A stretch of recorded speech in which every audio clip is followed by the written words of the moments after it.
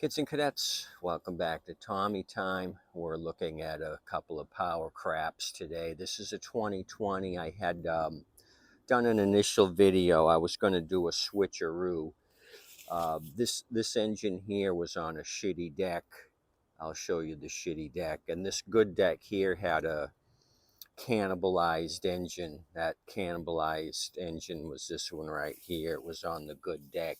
Somebody had taken all the carburation stuff off. The tank was missing. This is what I was left with.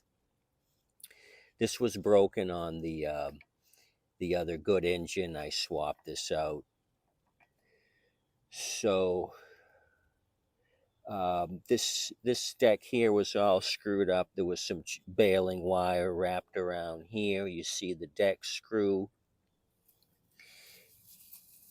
This front end split right here. The plastic just broke. When I was removing the good engine from this one, I noticed there's only 2 bolts holding this deck to the metal frame. On an MTD machine, you'd have 3 holding the plastic to the metal. So I think if they could have strengthened this a little more, it would have held up. And like I said before, there's a lot of complaints on these handles breaking. This is flimsy here, the way they came up with the attachment point into the plastic.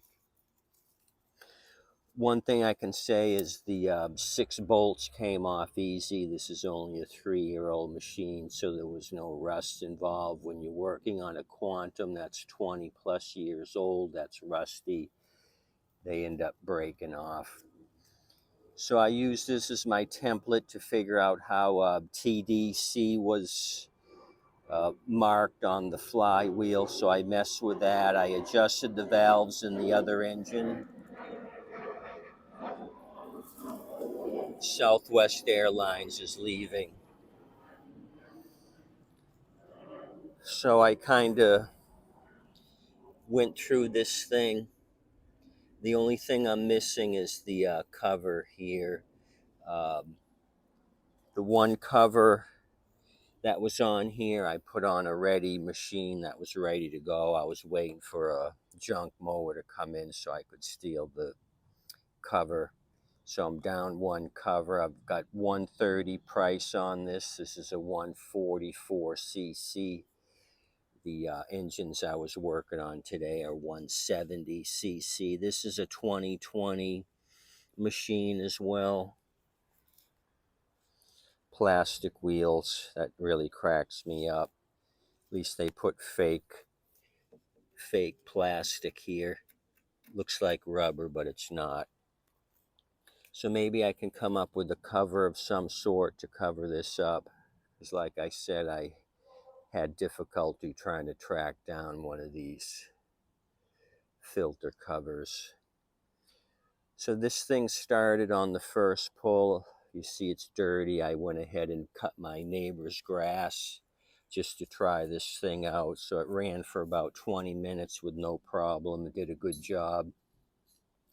I know you guys don't like these things. You give a bad name, but if you're somebody other than Harvey and Helen, the homeowner, that has a little maintenance skills, if you could take care of these things, change the oil, deal with some of the crappiness as it occurs with these things, I think you could get a few years out of them. Even at the price point they sell for, if you could string these along 3 to 5 years, you'd get your money's worth out of them versus lawn service, which charge you a monthly fee.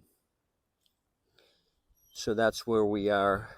Turned a couple of turds into something that I can sell. I'll probably do 130 on this one as well. Even though it's a turd, I just got to figure out how to come up with a cover. Maybe use some black duct tape and put it over there, over this, just to keep the rainwater from going down into the carb. So the other thing I did is stole the handle. This This cannibalized unit didn't have the top section. I had to take it off the other unit, just remove the 2 bolts, use the cable that came with it, and the trap door. I had to switch over the trap door and resprung it so it's got tension on it.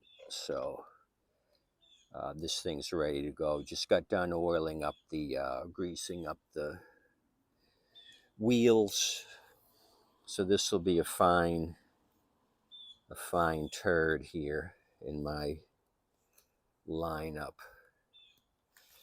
So that's just a quick on the 2020 Power Crap gasoline powered engine by your friends at Amerisun Inc.